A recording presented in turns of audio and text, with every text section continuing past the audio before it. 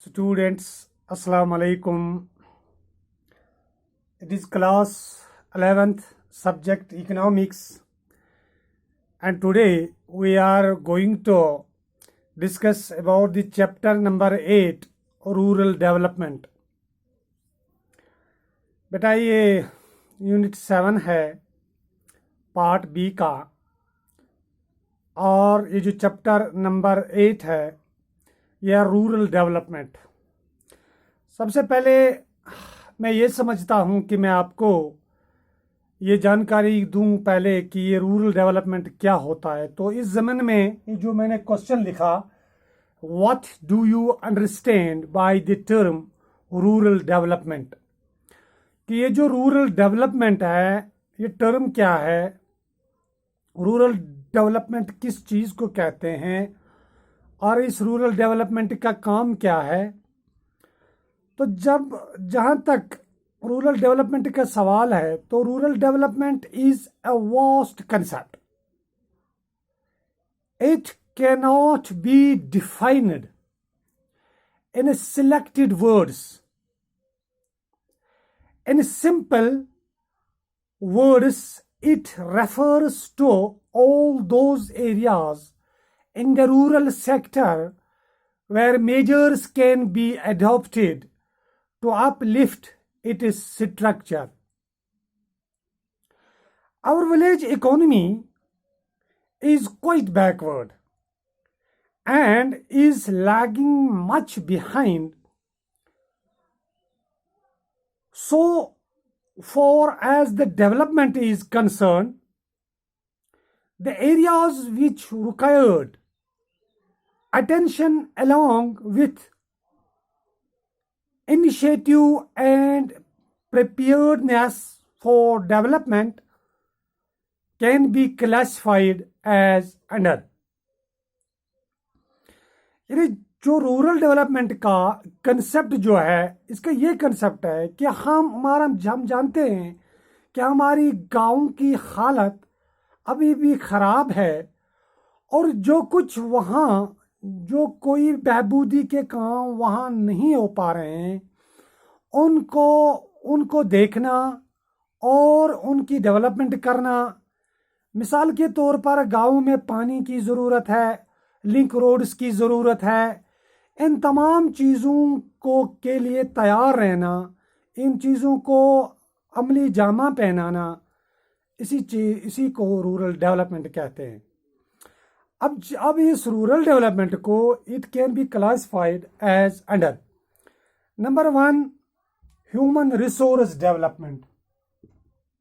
Human resource development.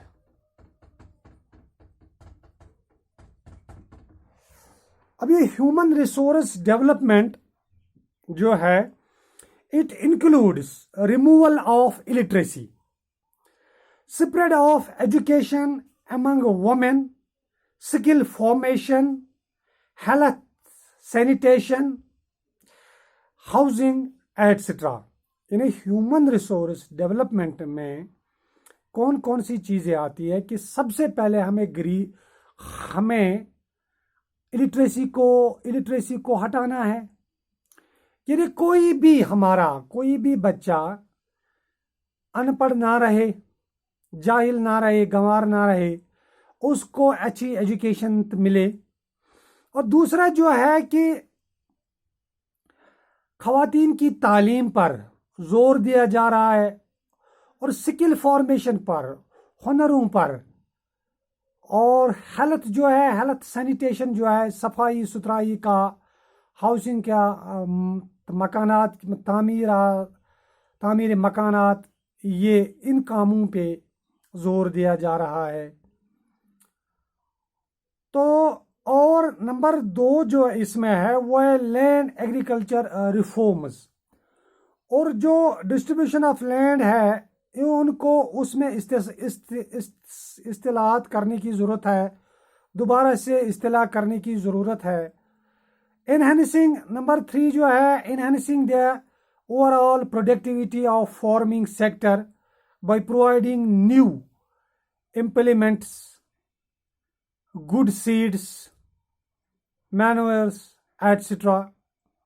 यानी अपनी productivity को बढ़ाना, अपनी एग्रीकल्चर में जो फार्मिंग है उसको बेहतर बनाना, यानी प्रोडक्शन अपनी बढ़ाना नए टेक्निक्स के ज़रिए और हाइब्रिड सीड्स के ज़रिए, बहुत सारे खाद और इनके ज़रिए। तो नंबर 4 जो है वो है डेवलपमेंट ऑफ इंफ्रास्ट्रक्चर। यानी नंबर 1 है human resource development, number 2 land agriculture reforms,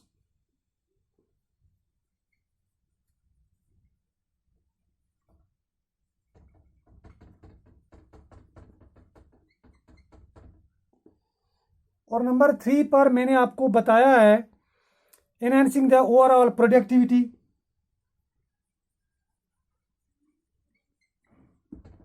enhancing productivity. और नंबर 4 जो है वो है डेवलपमेंट ऑफ इंफ्रास्ट्रक्चर।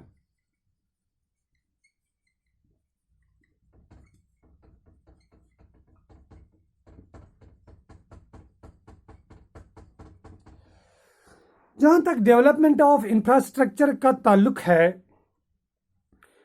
तो ये इलेक्ट्रिसिटी है, इरिगेशन क्रेडिट है, कंस्ट्रक्शन ऑफ विलेज रोड्स है and linking them with the national highways, improving village markets etcetera. यानी इस डेवलपमेंट ऑफ इंफ्रास्ट्रक्चर को जब हम देखेंगे, जिन इलाकों में, जिन गांवों में अभी बिजली नहीं है उनको बिजली मुहैया करना, जिन इलाकों में जिन ज़मीन को सैराब करने के लिए इरिगेशन फैसिलिटी नहीं है उनको वो इरिगेशन फैसिलिटी दस्तयाब करना, और जिन गांवों में अभी लिंक रोड्स नहीं हैं, यानी नेशनल हाईवे के साथ जुड़ने वाले जो रोड्स नहीं हैं उनको, हाँ, तो उनको कंस्ट्रक्ट करना, उन रोड्स को बनाना। और ये जो है कि इम्प्लाइंग विलेज मार्केट्स, उनके लिए जो चीज़ें वीज़ें, ये जो आम ज़रूरियात होती हैं उनके लिए मार्केट्स का कायम करना। तो नंबर 5 जो है एजुकेशन ऑफ पुअरिटी। एजुकेशन नहीं है, ये है एग्रेडिकेशन ऑफ पुअरिटी, इरेडिकेशन ऑफ पुअरिटी। यानी गरीबी को मुकम्मल तौर हटाना है through the measures to improve the living standard of weaker section of the rural population and providing employment opportunities to them wherever possible। जो कुछ भी हो रहा है कि यानी किसी भी एम्प्लॉयमेंट को जनरेट करना है, गरीबी को हटाना है। जब गवर्नमेंट एक्सपेंडिचर ज़्यादा करेगी तो यकीनी बात है कि लोगों को जो है रोज़गार मिलेगा। लोगों को जब रोज़गार मिलेगा तो यकीनी बात है कि पैसे आ जाएंगे। तो जब पैसे आ जाएंगे तो यकीनी तौर है कि गरीबी हट जाएगी। तो ऐसी जो तमाम चीज़ें हैं, ऐसे काम जो हैं इस रूरल डेवलपमेंट के ज़रिए होते हैं।